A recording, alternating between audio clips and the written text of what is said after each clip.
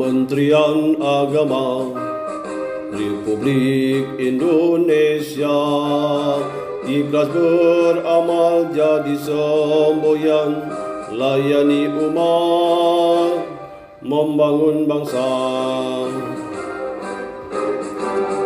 Berhikmah untuk umat dalam keberagaman, bersatu padu bergerak dan berkarya, wujudkan negeri yang damai. Kementerian Agama Republik Indonesia ikhlas beramal jadi semboyan, layani umat, membangun bangsa. Ikhlas beramal jadi semboyan, layani umat, membangun bangsa.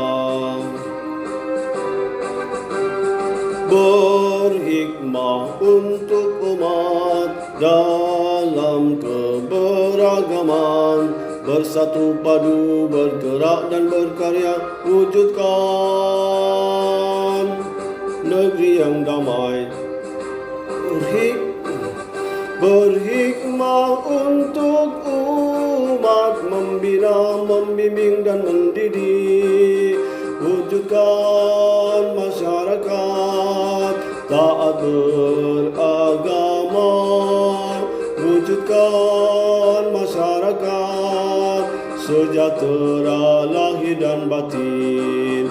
Berhikmah untuk umat, membina, membimbing dan mendidik, mantapkan kerukunan umat dan antar umat beragama, beramar ma'ruf nahi mungkar, jalani kehidupan.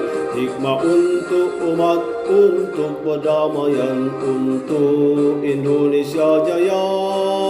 Hikmah untuk umat, untuk perdamaian, untuk Indonesia jaya.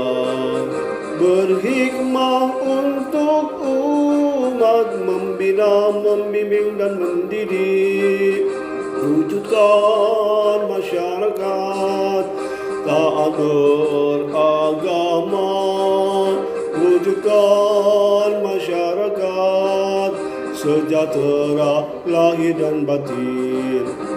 Berhikmat untuk umat, membina, membimbing dan mendidik, mantapkan kerukunan umat dan antar umat beragama, beramar ma'ruf nahi mungkar, jalani kehidupan.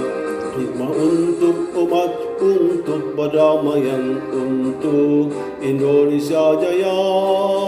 Hikmat untuk umat, untuk perdamaian, untuk Indonesia jaya.